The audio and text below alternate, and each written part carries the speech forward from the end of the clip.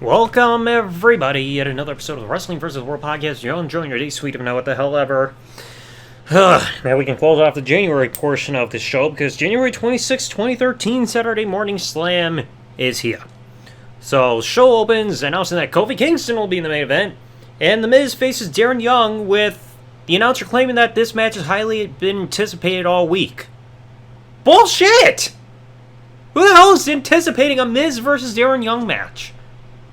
And then we get a replay of last week's interview interruption. Big whoop. Oh, blowing the whistle. Tweet, tweet, tweet. Then Miz is just like, take your $1 million, go to Vegas and bet on the Miz. And you put that in your whistle and blow it, I guess. That was the phrase I couldn't quite bring up or remember from last time. Because again, my brain's melted here. So, opening contest, The Miz versus Darren Young. And this time at commentary, surprisingly, is not Booker T. It's Daniel Bryan with slick hair. And Daniel even yells at Josh Matthews saying that he's the Dazzler, which I cannot define. I'm dazzling. I'm the Dazzler. What does that mean? What does that mean to be the Dazzler? Anyway, so The Miz messes with Darren's afro, which Darren takes offense to. Like, dude, you got the pick right there. You can easily fix it. Oh no, a single curly part of your hair went out of place. Who fucking cares? Miz surprisingly pulls off a flapjack to Darren Young, and the camera avoids The Miz trying to do that, like, perform that diving corner clothesline to Young. And then The Miz misses that double axe handle off the top rope, but then he still rebounds with an arm drag. And for some reason, Daniel mentions that he finds Darren Young's tights to be offensive. Okay, they're friggin' turquoise greenish with the diamond on the ass. But yet they're offensive. How? It's just one color with a logo. Okay? So, after the break, both men, The Miz and Darren Young, are trading reversals for pins. And Anita the God takes The Miz out, thank goodness. But then the camera misses whatever Darren's doing to The Miz, because they're on the ropes on the right side of the ring, like close to the commentary table. Because then, whatever he's doing, the camera's focusing on the commentary team. And then when you focus back on the action on the ring, they're on the other side where the ropes are towards the aisleway. So, what happened in those moments that you couldn't show? Was Darren beating off The Miz? Well, that's not G-rated. I don't get it. You had no indication what was going on, and then Darren, after they bring back the action, Darren drops The Miz with a back suplex.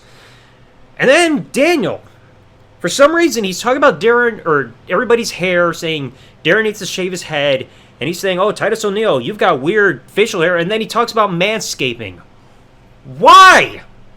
You can't bring up manscaping and expect that to be G-rated, especially in 2023, okay? Especially with the products that they're selling there. You can't let kids know that, hey, someday you're going to have to shave your nuts. You're going to get an adult, you're going to have to shave that shit, so you might as well get invested in this product, because Daniel should not be explaining manscaping! So, there was something that Daniel said in here before I continue talking the action that really blows my mind. Daniel says on commentary that since he came into WWE 3 years prior, because Daniel came up to the main roster in 2010, saying that The Miz has gotten better in the ring and as a wrestler. Which contradicts what he says in 2016-2017 when he says that The Miz is just...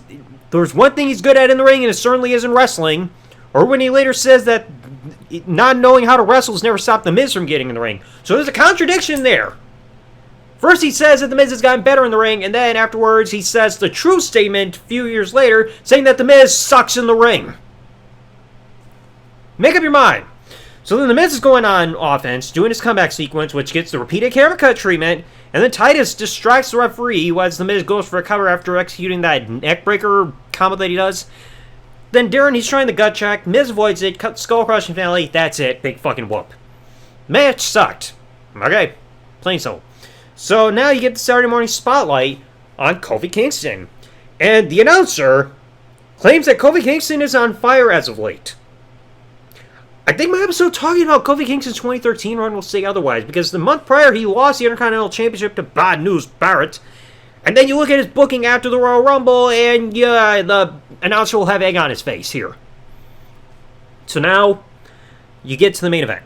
Kofi Kingston versus Epico, and there's a commentary issue, because after the previous match, Josh Matthews thanks Daniel for joining commentary, and as though it means that he's leaving the table. But then they come back and they start Kofi's entrance, and you see Daniel still at the table saying, oh, he's still here, and Daniel's got an announcement. When he's at the table, he says, I have an announcement. I'm the Dazzler. I'm not surprised that name never stuck. So, action, they're trying to go fast-paced action. Kofi with a springboard, Brett's rope crossbody early on. Not bad. In Epico, he gets Kofi to the corner. He's trying that O'Connor roll, the one that, Chad Gable likes to do. But that doesn't work. Kofi gets flipped with the monkey flip, but then lands on his feet, so similar to what we saw with Alicia Fox's match last time. And then he executes a monkey flip on his own to Epico to take him out. And then going into break, Kofi catapults Epico over the top rope, out of the ring, onto Primo. Alright. Now you come back from break. Kofi is getting his left arm worked on by Epico. Not sure why. Takes no effect. Kind of like when Shawn Michaels worked on Brett's left arm during the Iron Man match. Then Kofi does his comeback, gets the boom drop, and then Primo gets on the apron to try to stop Kofi from going for Trouble in Paradise as a distraction. And for some reason I wrote the SOS in my notes. Epico charges at Kofi for a corner attack, which misses, and then Kofi does an airplane spin to Epico. So 2 weeks in a row we're seeing some repeated stuff, including, like I said, with landing on your feet to get out of the monkey flip and an airplane spin. And then Primo gets in the ring to try to get involved, but then he gets wiped out by his own cousin that's spinning round and round and round. And then after Epico gets put down on the canvas, SOS with surprisingly no camera cut this time, and Kofi wins. Ugh. Why did this match happen again? Where's the storytelling? Why?